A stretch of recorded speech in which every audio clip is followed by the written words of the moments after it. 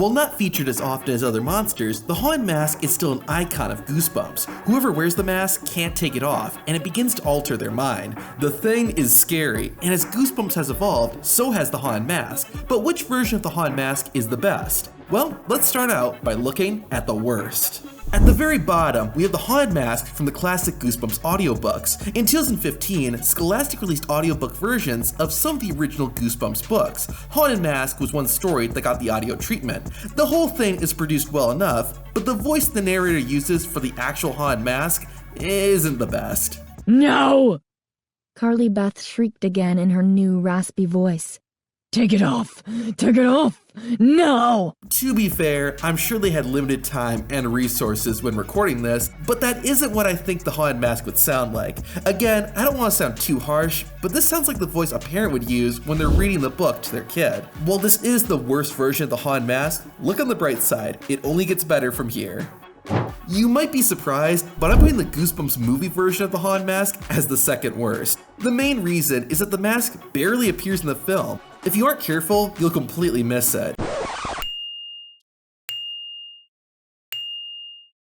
I understand that the Haunted Mask wouldn't have been the easiest Goosebumps monster to use in the movie, given the story, but Murder the Frickin' Clown gets more screen time than the Haunted Mask. The movie's design of the Haunted Mask looks alright, but it's not as creepy or as evil as I would have liked it. The only thing I think is really cool about this version of the Haunted Mask is what it does in the Goosebumps movie tie-in game. During the game, you can find the Haunted Mask and later use it to scare the beast from the east. It's not much, but it's enough to make the Goosebumps movie Haunted Mask only the second worst version.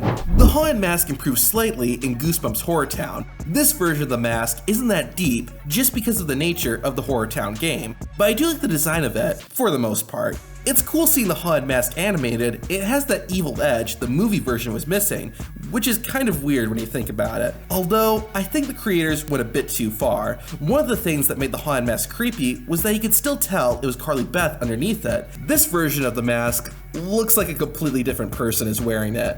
I understand it's a 2D mobile game, so I don't want to be too critical. However, since the game doesn't have voices, they instead had the Haunted Mask add the letter Z to words to make it sound like it was taking over Carly Beth. But when you read it out loud, it just sounds like the Haunted Mask is from France. Yes, Brooke, I am. This time I won. This night is mine, Brooke. This night is mine. Next on the list is the Haunted Mask from Goosebumps Horrorland. The first 12 books in the Horrorland series all had audiobooks, which are great. However, there was usually only one narrator per book, so one person had to provide voices for all of the characters. Sometimes this led to characters having bad voices. Slappy. But that's not the case for the Haunted Mask. Kate Simpsons does the narration in Scream of the Haunted Mask and does a great job.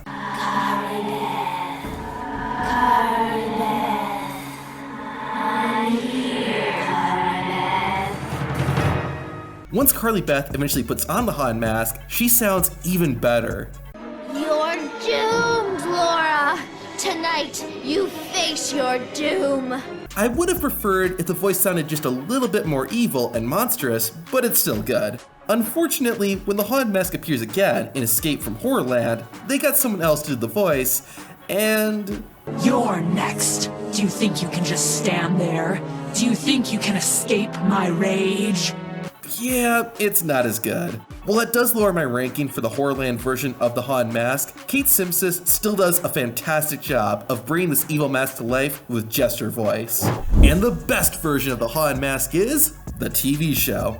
It's been said 1,000 times already, but the Haunted Mask two-parter is amazing. What I really like about the actual Haunted Mask is how realistic it is. The mask really looks like it's attached itself to Carly Beth's head. I love the little details too, like how the mask kind of starts to sweat as Carly Beth wears it more and more. The creators did an awesome job of taking R.L. Stine's creation and bringing it to life. When I said that the movie Haunted Mask didn't look as evil as I wanted it to be, this is what I meant. However, the TV show didn't go too far with monstrous features like Horror Town. You can still see that Carly Beth is trapped underneath the mask. It's a tough thing to do, but the show creators nailed it. In fact, the creators did one better and actually expanded upon the Haunted Mask. While the Haunted Mask 2 book only mentions the original Haunted Mask, the TV episode gives the mask a prominent role. It takes over the shopkeeper and looks and sounds really cool. Who are you? I am the evil under my power now, old man. I love that the TV series went further with the haunted mask and showed what would happen if the mask fully took control of someone. Details like the mask having solid black eyes make it even creepier. This and many other reasons are why this version of the haunted mask is the best one. But what about Slappy? To find out how I rate the living dummy, watch this video.